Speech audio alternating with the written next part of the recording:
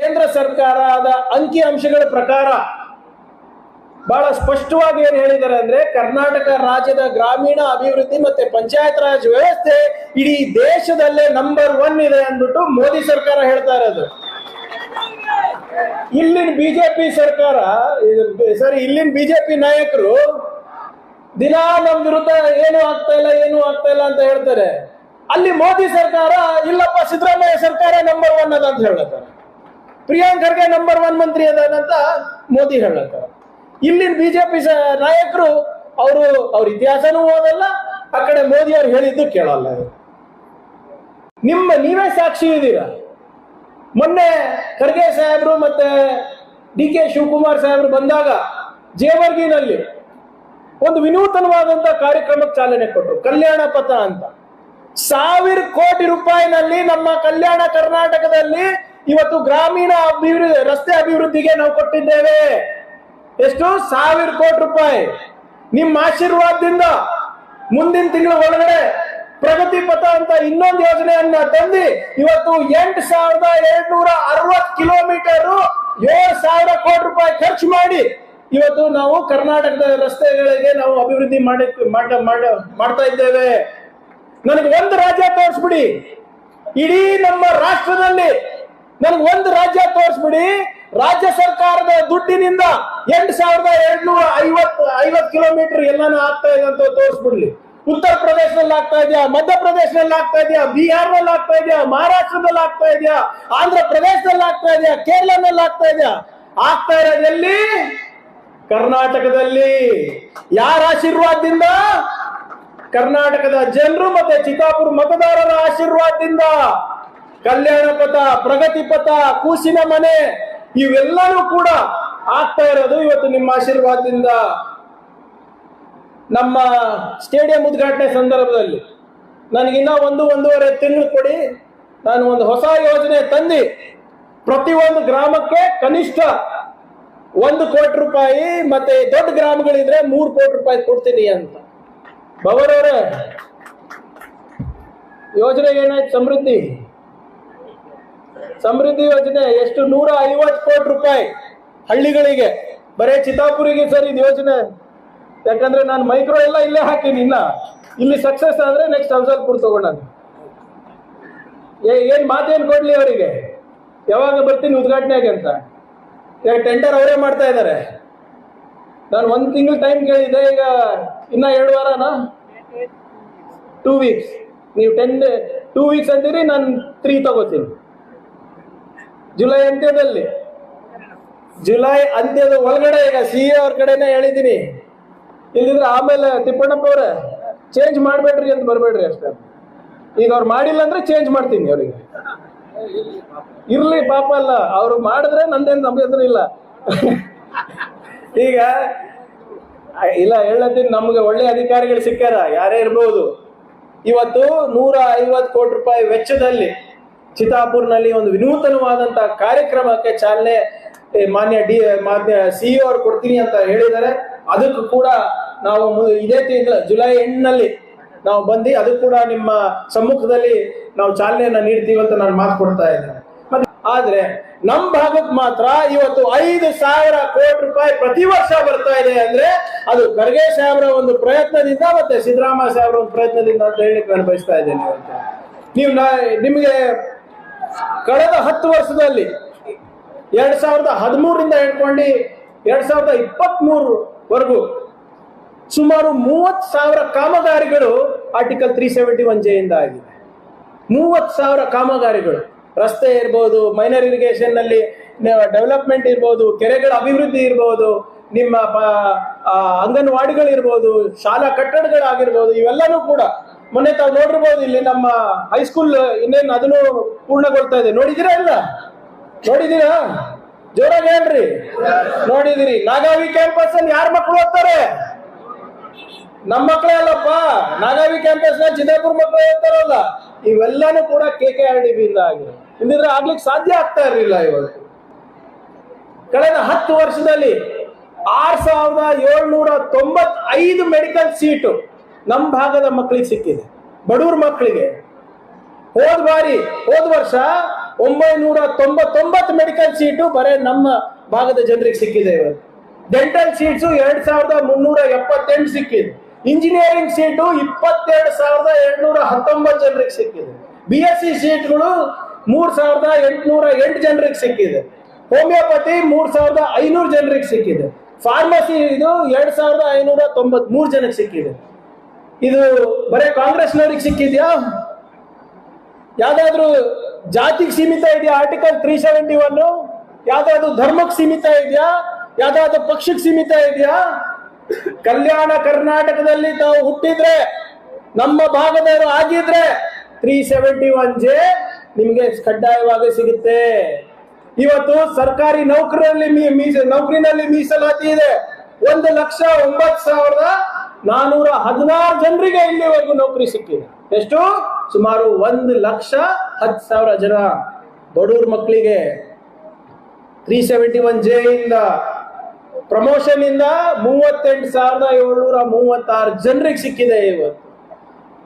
ಇದೆಲ್ಲ ಸುಲಭದ ಕೆಲಸ ಅಲ್ಲ. ಯಾವಾಗ ನಿಮ್ಮ ಆಶೀರ್ವಾದ ಖರ್ಗೆ ಸಾಹೇಬ್ರ ಮೇಲಿತ್ತು, ಅವಾಗ ಡೆಲ್ಲಿನಲ್ಲಿ ಹೋಗಿ ಅಲ್ಲಿ ಸಂವಿಧಾನದಲ್ಲಿ ಅವರು ತಿದ್ದುಪಡಿ ತಂದು ಇವತ್ತು ನಮ್ಮ ಭಾಗದ ಜನರಿಗೆ ಸೇವೆ ಸಲ್ಲಿಸಿದ್ದಾರೆ. ಇವತ್ತು ಬಿಜೆಪಿ ನಾಯಕರು ಏನ್ ಮಾಡಿರಿ ಅಂತ ಕೇಳ್ತಾರಪ್ಪ. ಬಿಜೆಪಿ ಅವರ ಮನೆಯಲ್ಲಿ 371J ಸರ್ಟಿಫಿಕೇಟ್ ಇಲ್ವಾ? ಇದೇನೇ ಇಲ್ಲ ಹೇಳಿ. ನಿಮ್ಮ ಈ ರೋಡ್ ಮಾಡಿದ್ವಲ್ಲ ಸ್ಟೇಟ್ ಹೈವೇ ಸರ್, ನಿಮ್ಮ ಮನೆ ಬಗ್ಲಾಗ ಯಾರು ನಿಮಗೆ ಬೆನಿಫಿಟ್ ಆಯ್ತಾ ಬಿಜೆಪಿ ಅವರಿಗೆ ಬೆನಿಫಿಟ್ ಆಯ್ತು? ಎಲ್ಲರಿಗೂ ಬೆನಿಫಿಟ್. ಬಟ್ ಬಿಜೆಪಿ ಅವರೇ ಜಾಸ್ತಿ ಬೆನಿಫಿಟ್ ತಗೊಂಡ್ರು ನಿಮ್ಮ ಭಾಗದಲ್ಲಂತೂ. ದೊಡ್ಡ ಹೋಟೆಲ್ ತೆಗ್ದು ದೊಡ್ಡ ಬಿಲ್ಡಿಂಗ್ ತೆಗೆದ್ಬಿಟ್ರಲ್ಲ ಸರ್. ನಮ್ಮವ್ರು ಏನು ಮಾಡ್ಕೊಂಡಿಲ್ಲ. ಇನ್ನೂ ಏನ್ ಮಾಡಿವಿ ಅಂತ ಕೇಳ್ತಾರೆ. ಅಲ್ಲಿ ಮೋದಿ ಹೇಳೋದು ಕೇಳಲ್ಲ. ಮೋದಿ ಅವರೇ ಹೇಳ್ತಾ ಇದ್ದಾರೆ, ಕರ್ನಾಟಕದ ಗ್ರಾಮೀಣ ಅಭಿವೃದ್ಧಿ ಇಲಾಖೆ ದೇಶದಲ್ಲಿ ನಂಬರ್ 1, ಕರ್ನಾಟಕದ IT-BT ಇಲಾಖೆ ದೇಶದಲ್ಲಿ ನಂಬರ್ 1. ಆದ್ರೂ ಕೂಡ ಬಿಜೆಪಿ ಅವರು ಏನ್ ಮಾಡಿದಿರಿ ಅಂತ ಕೇಳ್ತಾರಲ್ಲಪ್ಪ. ಏನ್ ಹೇಳೋದು ಗೊತ್ತಲ್ಲ. ಇತ್ತೀಚೆಗೆ ಮೊನ್ನೆ ಒಂದು ಪ್ರಧಾನಮಂತ್ರಿ ಅವ್ರ ಮನ್ ಕಿ ಬಾತ್ ಕೇಳಿದ್ರ ಕಲಬುರ್ಗಿ ಇದೇನೋ ಹೇಳಿದ್ರಲ್ಲ, ಕಲಬುರ್ಗಿ ರೊಟ್ಟಿ ತಟ್ಟವ್ರು ಯಾರು? ನಾವು. ಅದಕ್ಕೆ ಪಾಪ ಈ DC ಅವರು, CE ಅವರು, ನಾವು ಎಲ್ಲ ಸೇರಿ ಅದಕ್ಕೆ ಬ್ರ್ಯಾಂಡ್ ಹಾಕಿ ಮಾರ್ಕೆಟಿಂಗ್ ಮಾಡಿ ರೊಕ್ಕ ಹಾಕಿ ಅದೇನೇನೋ ಸಾಮಾಜಿಕ ಬಂಡವಾಳ ಅದಕ್ಕೆ ಹಾಕಿ ಪ್ರಾಡಕ್ಟ್ ಮಾಡಿದ್ರು ಸರ್. ನಮ್ ಕಾಮ್ ಕಿ ಬಾತು ಅವ್ರ ಮನ್ ಕಿ ಬಾತು. 150 ಜನ ಸ್ವಸಹಾಯ ಗುಂಪು ಹೆಣ್ಮಕ್ಳಿಗೆ ಇವತ್ತು ಮೋದಿ ಅವರು ಪ್ರಶಂಸೆ ಮಾಡ್ತಾ ಇದ್ದಾರೆ. ಕಲಬುರ್ಗಿನಲ್ಲಿ ಮಹಿಳೆಯರಿಗೆ ಒಂದು ಸ್ವಾವಲಂಬದ ಜೀವನ ಸಿಗ್ತಾ ಇದೆ. ಇದು ನಾನು ಬಹಳ ಮೆಚ್ಚುಗೆ ಪಡ್ತೀನಿ. ಅದ್ರ ಜೊತೆ ಒಂದ್ ಸ್ವಲ್ಪ ರೊಕ್ಕ ಕೊಟ್ಟಿದ್ರು ಇನ್ನ ಹೆಚ್ಚು ಮಹಿಳೆಯರಿಗೆ ಮಾಡ್ಬೋದಾಗಿತ್ತಲ್ಲಪ್ಪ. ಮತ್ತೆ ಬಿಜೆಪಿ ಅವರು ಇಲ್ಲಿ ನಮ್ಮ ಮುಖಂಡರು ಬಹಳ ಒಳ್ಳೆ ಕೆಲಸ ಆಗಿದೆ, ಮೋದಿ ಅವರು ಪ್ರಶಂಸೆ ಮಾಡಿದಾರೆ ಅಂತ ನಮ್ಮ ಲೋಕಲ್ ಬಿಜೆಪಿ ಲೀಡರ್ಗಳು ಮತ್ ಕೇಳ್ತಾರ ಏನ್ ಮಾಡಿರಿ ಅಂತ. ನಮ್ಮದೇ ರೋಡ್ ನಲ್ಲಿ ಓಡಾಡ್ತೀರಿ, ನಾವು ಕಟ್ಸಿದ ಕೆರೆ ನೀರೇ ಕುಡಿತೀರಿ, ನಾವು ಕಟ್ಸಿರೋ ಡ್ಯಾಮ್ ನೀರೇ ನಿಮ್ ಮನೆಗೆ ಬರ್ತಾವ, ನಮ್ಮ ಪ್ರಜಾಸೌಧಾಗೆ ಬರ್ತೀರಿ ಕೆಲ್ಸಕ್ಕೆ, ಮತ್ ಕೇಳ್ತೀರಿ ನಾವೇನ್ ಮಾಡಿವಿ ಅಂತ. ಇತ್ತೀಚೆಗಂತೂ ಕಲಬುರಗಿ ಎಲ್ಲದ ಅಂತ ಬಿಜೆಪಿ ನಾಯಕರಿಗೆ ಗೊತ್ತಾಗ್ಬಿಟ್ಟಿದೆ. ಕಳೆದ 1.5 ವರ್ಷದಲ್ಲಿ ಎಲ್ಲ ಬಿಜೆಪಿ ನಾಯಕರು ಬೇರೆ ಯಾವ ಜಿಲ್ಲೆಗೆ ಹೋಗಿದಾರೋ ಇಲ್ಲೋ ಗೊತ್ತಿಲ್ಲ ನನಗೆ, ಕಲಬುರಗಿಗೆ ಮಾತ್ರ ಎಲ್ಲರೂ ಬಂದು ಹೋಗಿದ್ದಾರೆ. ಯಾವುದೋ ಒಂದು ದೊಡ್ಡ ಕೆಲಸಕ್ಕಲ್ಲ ಅಥವಾ ಅವ್ರ ಪಕ್ಷದ ಕಾರ್ಯಕ್ರಮಕ್ಕಲ್ಲ, ಪ್ರಿಯಾಂಕ್ ಖರ್ಗೆ ಬೈಲಿಕ್ಕೆ. ಹೌದಾ ಇಲ್ಲ? ಎಲ್ಲರೂ ಬಂದಾರ. ಅಶೋಕ್ ಅವ್ರು ಬಂದ್ರು, ವಿಜೇಂದ್ರ ಅವ್ರು ಬಂದ್ರು, ರವಿಕುಮಾರ್ ಅವ್ರು ಬಂದ್ರು, ಇನ್ನೊಬ್ಬ ಪಾಪ ಅವನಿಗಂತೂ ಅನ್ಸೇ ಬಿಟ್ರಲ್ಲಪ್ಪ ನೀವೆಲ್ಲರೂ ಸೇರಿ. ಯಾರು? ಚಲವಾದಿ ನಾರಾಯಣ ಸ್ವಾಮಿ ಅವರು ಬಂದು ಅವ್ರಿಗಂತೂ ಏನಾಗ್ಬಿಟ್ಟಿದೆ ಅಂದ್ರೆ ಅವರು ವಿರೋಧ ಪಕ್ಷದಲ್ಲಿ ಇದ್ದಾರೆ ಅಂತಾನೆ ಮರ್ತೋಗ್ಬಿಟ್ಟಿದ್ದಾರೆ. ಬಿಜೆಪಿ ಅವರು ವಿರೋಧ ಪಕ್ಷದಲ್ಲಿದ್ದಾಗ ಕೆಲಸ ಏನಪ್ಪ? ಟೀಕೆ ಮಾಡಿ, ಸಕಾರಾತ್ಮಕವಾಗಿ ಮಾಡಿ, ನಮ್ಮ ಲೋಪಗಳನ್ನ ಎತ್ತಿಡಿರಿ, ನಮ್ಗೆ ತಿದ್ದಿ ಮಾಡಿ. ನಾವ್ ಮಾಡಿಲ್ವಾ? ನಾವು ವಿರೋಧ ಪಕ್ಷದಲ್ಲಿದ್ದಾಗ ಬಹಳ ಜವಾಬ್ದಾರಿಯಾಗಿ ನಾವು ನಡ್ಕೊಂಡಿದ್ದೇವೆ. PSI ಹಗರಣ ಆದಾಗ ನಾವು ಇವ್ರ ತರ ವರ್ತನೆ ಮಾಡಿಲ್ಲ. ಎಲ್ಲ ದಾಖಲೆಗಳನ್ನ ಮುಂದಿಟ್ಕೊಂಡು ತೋರಿಸಿ ಮತ್ತೊಮ್ಮೆ ಎಕ್ಸಾಮ್ ಮಾಡಿಸಿ ಇವತ್ತು 545 ಜನರಿಗೆ ಇವತ್ತು ನ್ಯಾಯ ಕೊಡಿಸಿದ್ದೇವೆ, ನಾವು PSI ಮಾಡಿಸಿದ್ದೇವೆ. ಆ ರೂರಲ್ ವಾಟರ್ ಸಪ್ಲೈ ಇಂಜಿನಿಯರಿಂಗ್ ನಾವು ನ್ಯಾಯ ಕೊಡಿಸಿದ್ದೆ. ಹಂಗ್ ಮಾಡಿ ಕೆಲಸ ಹೇಳಿ, ಪ್ರಿಯಾಂಕ್ ಈ ನೀತಿ ಸರಿ ಇಲ್ಲ, ಈ ರೂಲ್ ಸರಿ ಇಲ್ಲ, ಇದು ಕಳಪೆ ಆಗಿದೆ, ಸರಿಪಡಿಸ್ಕೊಳ್ಳೋಣ. ಆದ್ರೆ ಇವನಿಗೆ ಎಲ್ಲೂ ಕೂಡ ಲೋಪ ಕಾಣ್ತಾ ಇಲ್ಲ. ಅದಕ್ಕೆ ಏನ್ ಮಾಡ್ತಾ ಇದಾರೆ, ವೈಯಕ್ತಿಕ ಟೀಕೆಗೆ ಇಳಿದು ಬಿಟ್ಟಿದ್ದಾರೆ ಬಿಜೆಪಿಯವರು. ಹೆಣದ ಮೇಲೆ ಇವರು ರಾಜಕೀಯ ಮಾಡ್ತಾರೆ. ಮಂಗಳೂರಲ್ಲಿ ನೋಡ್ತಾ ಇದೀವಲ್ಲ, ಅದಕ್ಕೆ ನಾನು ಹೇಳ್ತಾ ಇರೋದು, ಕೈ ಜೋಡಿಸಿ ನಮ್ಮ ಜನರಿಗೆ. ಇವರು ಹೆಂಗೆ ಮಂಗಳೂರು ಕರಾವಳಿ ಎಲ್ಲ ಇವರು ಪ್ರಯೋಗಾಲಯ ಮಾಡ್ಕೊಂಡಿದ್ದಾರೆ, ಅದೇ ರೀತಿ ಇವರು ಕಲಬುರಗಿನಲ್ಲೂ ಕೂಡ ಪ್ರಯೋಗಾಲಯ ಮಾಡ್ಬೇಕಂತ ಇದ್ದಾರೆ. ಆ ಪ್ರಯೋಗಾಲಯವನ್ನ ನಾವು ಮಾಡ್ಲಿಕ್ಕೆ ಬಿಡೋದಿಲ್ಲ. ಸರ್ವ ಜನಾಂಗದ ಶಾಂತಿಯ ತೋಟ ನಮ್ಮ ನಾಡಗೀತೆನಲ್ಲಿದೆ, ಕುವೆಂಪು ಅವರು ಬರ್ದಿರೋದ್ರಲ್ಲಿದೆ. ಆ ಶಾಂತಿಯ ತೋಟವನ್ನ ನಾವು ಕೆಡಲಿಕ್ಕೆ ನೀವೇ ಯೋಚನೆ ಮಾಡಿ. ಯಾರೋ ಇಬ್ರು ಹುಡುಗರು ಯುವಕರು ವಾಟ್ಸ್ಆಪ್ ಸ್ಟೇಟಸ್ ಜಗಳ ಆಡಿದ್ರೆ ವಿರೋಧ ಪಕ್ಷದ ನಾಯಕರು ಬರ್ತಾರೆ ಅಂದ್ರೆ ಬೌದ್ಧಿಕ ದಿವಾಳಿ ಎಷ್ಟಿದೆ ಇವರಲ್ಲಿ ಅಂತ ನೀವು ಯೋಚನೆ ಮಾಡಿ. ಇದಕ್ಕ ಮಾಡಿರೋದು ನಿಮ್ಗೆ ವಿರೋಧ ಪಕ್ಷದ ನಾಯಕರು.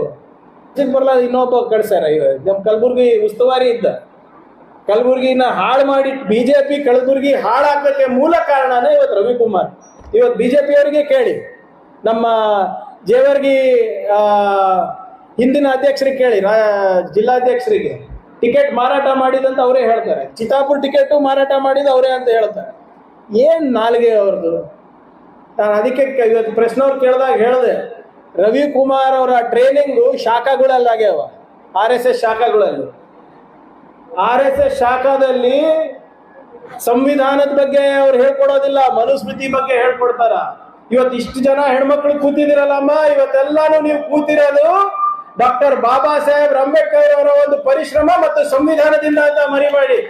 ಇವತ್ತು ಅಧ್ಯಕ್ಷರಾಗಿ ಇವತ್ತು ಇಲ್ಲಿ ಇವ್ರು ಕೂತಿದ್ದಾರೆ, DC ಆಗಿ ಇವತ್ತು ಅವ್ರು ಅಲ್ಲಿ ಕೂತಿದ್ದಾರೆ ಅಂದ್ರೆ ಇದು ಡಾಕ್ಟರ್ ಬಾಬಾ ಸಾಹೇಬ್ ಅಂಬೇಡ್ಕರ್ ಅವರ ಕೊಡುಗೆ. ಮನುಸ್ಮೃತಿನಲ್ಲಿ ಹೋಗಿ ದಯವಿಟ್ಟು ತಾವು ನೋಡಿ, ಮನುಸ್ಮೃತಿನಲ್ಲಿ ಹೆಣ್ಮಕ್ಳಿಗೆ ಏನ್ ಸ್ಥಾನಮಾನ ಇದೆ ಅಂತ. ಈ ರವಿಕುಮಾರ್ ಅಂಡ್ ಕಂಪನಿ ಇದಾರಲ್ಲ, ಇವರಿಗೆ ಸಂವಿಧಾನದಲ್ಲಿ ನಂಬಿಕೆ ಇಲ್ಲ, ಮನುಸ್ಮೃತಿಯಲ್ಲಿ ನಂಬಿಕೆ ಇದೆ. ನಾನು ಒಂದು ಓಪನ್ ಆಗಿ ಚಾಲೆಂಜ್ ಮಾಡ್ತಾ ಇದ್ದೀನಿ ಬಿಜೆಪಿ ನಾಯಕರಿಗೆ. ಮನುಸ್ಮೃತಿಯ ಬಗ್ಗೆ ನೀವು ಮಾತಾಡ್ತಿರಲ್ಲ, ಅದೇ ನಿಮ್ಮ ಸಂವಿಧಾನ ಆಗ್ಬೇಕಾಗಿದಂತ ನಿಮ್ಮ ಹಿರಿಯರು ಹೇಳಿದ್ರಲ್ಲ, ಮನುಸ್ಮೃತಿಯನ್ನ ಫಸ್ಟ್ ನೀವು ನಿಮ್ಮ ಮನೆಯಲ್ಲಿ ಅಳವಡಿಸಿ, ನಿಮ್ಮ ಮನೆಗಳಲ್ಲಿ ಅಳವಡಿಸಿ. ನಿಮ್ಮ ಮನೆಯವ್ರು ಏನಂತಾರೆ, ನಿಮ್ಮ ಮನೆ ಮಕ್ಕಳು ಏನಂತಾರೆ, ಇವ್ರು ಬಹಳ ದೊಡ್ಡ ಬೇಟಿ ಬಚಾವ್ ಬೇಟಿ ಪಡಾವ್ ಅಂತ ಹೇಳ. ಆದ್ರೆ ಬಾಯಿ ಮಾತ್ರ ಕೊಳಕು, ಮನಸ್ಸು ಕೊಳಕು, ಹೃದಯನೂ ಕೊಳಕು, ಅವ್ರ ಬುದ್ಧಿನೂ ಕೊಳಕು, ನಾಲ್ಗೆನೂ ಕೊಳಕು. ಸ್ವಲ್ಪ ಜೋರಾಗಿ ಮಾತಾಡ್ತೀರಿ ಅಂತ. ಯಾಕಂದ್ರೆ ನಾನು ಯಾಕೆ ಜೋರಾಗಿ ಪದೇ ಪದೇ ಮಾತಾಡ್ತೀನಿ ಅಂದ್ರೆ, ನನಗೆ ನಮ್ಮ ಮಕ್ಕಳ ಭವಿಷ್ಯದ ಬಗ್ಗೆ ಕಾಳಜಿ ಇದೆ, ಚಿತ್ತಾಪುರಿನ ಭವಿಷ್ಯದ ಬಗ್ಗೆ ಕಾಳಜಿ ಇದೆ, ಕರ್ನಾಟಕ ರಾಜ್ಯದ ಭವಿಷ್ಯದ ಬಗ್ಗೆ ಕಾಳಜಿ ಇದೆ ನನಗೆ. ನಾವು UP ಬಿಹಾರ ಆಗ್ಲಿಕ್ಕೆ ನಾವು ಬಿಡೋದಿಲ್ಲ, ಮಧ್ಯಪ್ರದೇಶ ಆಗ್ಲಿಕ್ಕೆ ಬಿಡೋದಿಲ್ಲ. ಇವತ್ತು ಯಾರನ್ನ ನಮ್ಮವರು ಅಲ್ಲಿ ಹೋಗಿ ಕೆಲ್ಸಕ್ಕೆ ಹುಡುಕ್ತಾರ, ಇಲ್ಲಿ ಬರ್ತಾರ. ಕರ್ನಾಟಕದಲ್ಲಿ ಯಾಕೆ ಕೆಲ್ಸಕ್ಕೆ ಹುಡ್ಕೊಂಡು ಬರ್ತಾ ಇರೋದು ಎಲ್ಲರೂ? ಯಾಕಂದ್ರೆ ಇಲ್ಲಿ ಅಂತ ವಾತಾವರಣವನ್ನ ಸೃಷ್ಟಿ ಮಾಡಿದ್ದೇವೆ, ಸಮಾನತೆಯ ವಾತಾವರಣ ಸೃಷ್ಟಿ ಮಾಡಿದ್ದೇವೆ, ಸಂವಿಧಾನದ ವಾತಾವರಣವನ್ನ ಸೃಷ್ಟಿ ಮಾಡಿದ್ದೇವೆ. ನನ್ನ ಮಾತು ಕೇಳಕ್ ಹೋಗ್ಬೇಡಿ, ದಯವಿಟ್ಟು ಅವ್ರ ಇತಿಹಾಸವನ್ನ ಓದಿ ತಾವು, ಅದ್ರಲ್ಲೇ ನಿಮ್ಗೆ ಉತ್ತರ ಸಿಗುತ್ತೆ. ಇನ್ನೊಬ್ರು ರಿಪಬ್ಲಿಕ್ ಆಫ್ ಕಲಬುರ್ಗಿ ಅಂತ ಹೇಳ್ಬಿಟ್ಟು ಇವತ್ತು ನಮ್ಮ ಪ್ರಗತಿಯನ್ನ ಕುಂಠಿತ ಮಾಡ್ಲಿಕ್ಕೆ ಒಂದು ಪ್ರಯತ್ನ ಮಾಡ್ತಾ ಇದ್ದಾರೆ. ರಿಪಬ್ಲಿಕ್ ಆಫ್ ಕಲಬುರ್ಗಿ ಇದ್ದಿದ್ರೆ ಅವರಿಗೆ ಇಷ್ಟು ಸರಿ ಪ್ರತಿಭಟನೆ ಮಾಡಕ್ ಬಿಡ್ತಾ ಇಲ್ವಾ? ಸಂವಿಧಾನದಲ್ಲಿ ಅವ್ರಿಗೆ ಅವಕಾಶ ಇದೆ. ಸರ್ಕಾರದ ವಿರುದ್ಧ ಪ್ರತಿಭಟನೆ ಮಾಡ್ಬೇಕಾದಾಗ ಯಾವಾಗ್ಲೂ ಪರ್ಮಿಷನ್ ಕೊಟ್ಟಿದೀವಿ. ಏನ್ರಿ ಶ್ರೀನಿವಾಸ್ ಅವರು ಯಾವತ್ತನ ಮಾಡಬೇಡಿ ಅಂತ ಹೇಳಿದೀವ? ಇಲ್ಲ, ನಿಮ್ ಚೌಕ್ನಲ್ಲಿ ಹೋದ ಬಾರಿ ನಾವು ಬಂದಾಗ ಬಿಜೆಪಿ ಅವರು ಸ್ಟ್ರೈಕ್ ಮಾಡ್ತಾ ಇದ್ರಲ್ವಾ, ಬೆಲೆ ಏರಿಕೆ ಬಗ್ಗೆನೇ ಯಾವ್ದೋ ಒಂದ್ ಬಗ್ಗೆ ಸ್ಟ್ರೈಕ್ ಮಾಡ್ತಾ ಇದ್ರು. ರಿಪಬ್ಲಿಕ್ ಆಫ್ ಕಲಬುರ್ಗಿ ಇದ್ದಿದ್ರೆ ಸ್ಟ್ರೈಕ್ ಮಾಡಕ್ ಬಿಡ್ತಾ ಇದ್ವಾ? ಆಮೇಲೆ ಆಯ್ತು, ಸ್ಟ್ರೈಕ್ ಒಂದು ದೊಡ್ಡ ಪ್ರಮಾಣದಲ್ಲಿ ಇದ್ರು ಗೊತ್ತು. ಯಾಕೆ ಸ್ಟ್ರೈಕಿಗೆ ಬಿಡ್ತಾ ಇದೀವಿ ಅಂದ್ರೆ ಅವ್ರಿಗೆ ಗೊತ್ತು, 10 ಜನಕ್ಕಿಂತ ಜಾಸ್ತಿ ಸೇರ್ಸಕ್ಕೂ ಆಗಲ್ಲ ಅವ್ರ ಹತ್ರ. ಇಲ್ಲೇ ನೋಡಿದ್ವಿ, ಸರ್ ಸ್ಟ್ರೈಕ್ ನಡೀತಾ ಇದೆ ಇಲ್ಲಿ ಅಂತ ಹೇಳಿದ್ರು. ಯಾರು? ನಮ್ಮ ಶಂಕರ್. ಎಲ್ಲಪ್ಪ ಅಂತ ಕೇಳಿದ್ರೆ, ಇಲ್ಲ ಸರ್ ಪಕ್ಕದಲ್ಲಿ ಅಂದ್ರೆ 10 ಜನ. ನಾವ್ ಹಿಂಗ್ ಹೋದಾಗ ನಮಗೂ ಹಿಂಗ್ ಮಾಡಿದ್ರು. ಬಂಧುಗಳೇ, ನಾನು ಹೇಳೋದು ಇಷ್ಟೇ. ನಾನು ಹೋದ ಬಾರಿ ಕೂಡ ತಮ್ಮ ಹತ್ರ ಕಾಲಾವಕಾಶವನ್ನು ಕೇಳಿದ್ದೆ. ಕಳೆದ 1.5 ವರ್ಷದಿಂದ ನಾವು ಚಿತ್ತಾಪುರಿನ ಅಭಿವೃದ್ಧಿಗೋಸ್ಕರ ಬಹಳ ಪ್ರೊಫೆಷನಲ್ ಆಗಿ ಖಾಸಗಿ ಅರ್ಬನ್ ಪ್ಲಾನರ್ಸ್ ಜೊತೆ ರೂರಲ್ ಪ್ಲಾನರ್ಸ್ ಜೊತೆ ನಾವು ಮಾತಾಡ್ಕೊಂಡು ಇವತ್ತು ನಾವು ಒಂದು ನೀಲಿನಕ್ಷೆಯನ್ನ ತಯಾರು ಮಾಡ್ತೀವಿ. ನನಗೆ 1.5 ವರ್ಷ ಹಿಡಿತು ಮಾಡ್ಲಿಕ್ಕೆ. ಇನ್ನ ಮುಂದಿನ 1 ವರ್ಷದ ಒಳಗಡೆ ಎಲ್ಲ ಹಳ್ಳಿಗಳಲ್ಲೂ ಕೂಡ ಕಾಮಗಾರಿಗಳು ಪ್ರಾರಂಭ ಆಗಿ ಮುಂದಿನ 3 ವರ್ಷದ ಒಳಗಡೆ ನೀವು ಕಾಣಲಾರ್ದಂತ ಅಭಿವೃದ್ಧಿಯನ್ನ ನಾನು ನಿಮ್ಮ ಮನೆ ಮಗನಾಗಿ ನಾನು ಮಾಡ್ತೀನಿ ಅಂತ ನಿಮ್ಮ ಹತ್ರ ಮಾತು ಕೊಡ್ತಾ ಇದ್ದೀನಿ.